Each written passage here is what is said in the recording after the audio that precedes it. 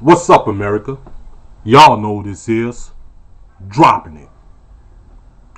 Hip hop is one of the most important aspects of black culture ever seen. Hip hop origins can be traced back as far as James Brown. Mr. Brown, although not credited, is considered to be the first hip hop artist. Kool Herc, the founding father of hip hop, has often credited the music of James Brown as being the influential force behind the development of the culture. Early pioneers such as DJ Grandmaster Flash, Grand Wizard Theodore, and others often used the break portions of Mr. Brown's songs and played to enthusiastic crowds as way back as the mid-70s.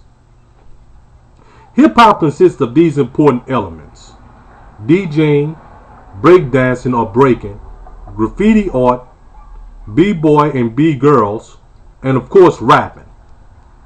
Although these other elements are very important, only the rapping element has been the most emphasized and also the most profitable. Hip hop started from very humble beginnings in the South Bronx section of New York. DJs used to often steal electricity from street lights to run their powerful sound systems. The Sugar Hill Gang, consisting of Wonder Mike, Big Bank Hank, and Master G, all from New Jersey, were the first rap artists to land a record deal. Also the first to release a recorded rap song to the mainstream. The success of their 1980 hit Rapper's Delight brought attention to the culture that has existed to this day. In 1982, Grandmaster Melly Mel recorded the song The Message. This was the first socially conscious rap song. Melly Mel told stories of the ghetto and describes the pressures and stress of ghetto life. In 1986, Schoolie D, a native of Philadelphia, Pennsylvania, was the first artist to record a reality rap song, later to be coined gangster. The song was called PSK, short for Parkside Killers, a popular gang known in the streets of Philly. Schoolie D is most famous for the soundtracks he recorded for the movie King of New York, which starred Christopher Walken, Wesley Snipes, and Lawrence Fishburne. His raw, even grimy crime sagas were unique to the listening audience and provided a first-hand look at the streets through the eyes of a real G.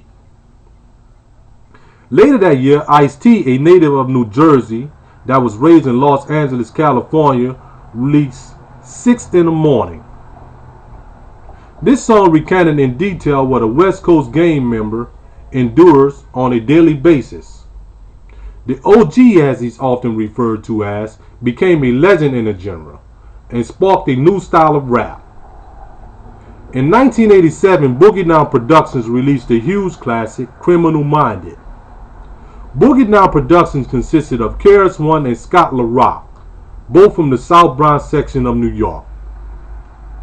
The album was huge. It also showcased the first time a rap beef was acknowledged through a rap record, due to the disagreements he had with artists such as Mr. Magic, Marley Marl, and MC Shan.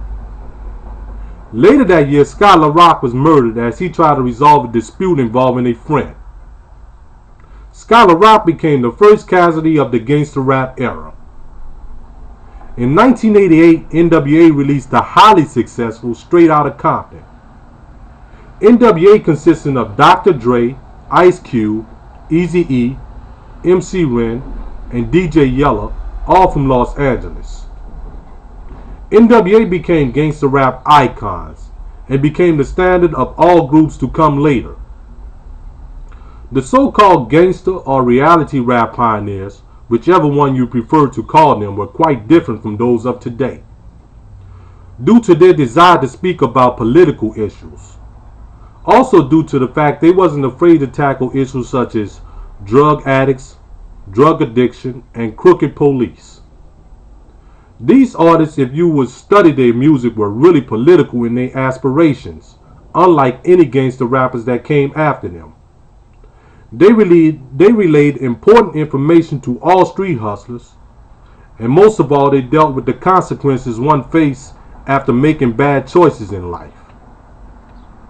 These earlier artists never glamorized the streets, and most never stated for anyone to do the things they mention in their songs.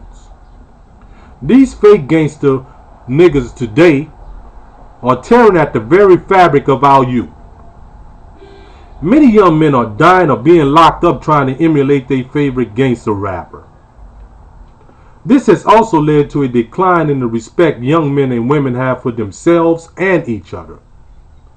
This listening audience have become very influential and often try to live out some of the things they hear in rap records. The eroding of the family structures have left kids to look up to rappers and not their mothers and fathers as the authoritarians. The company's constant promotion of these values have left hip-hop in a dead state, and the creativity has been rapidly declining. The materialism has shaken the game and turned it into some type of sideshow. So I ask my brothers and sisters, is it just entertainment or is it life? You tell me. And on that note, I teach and I don't preach. Peace.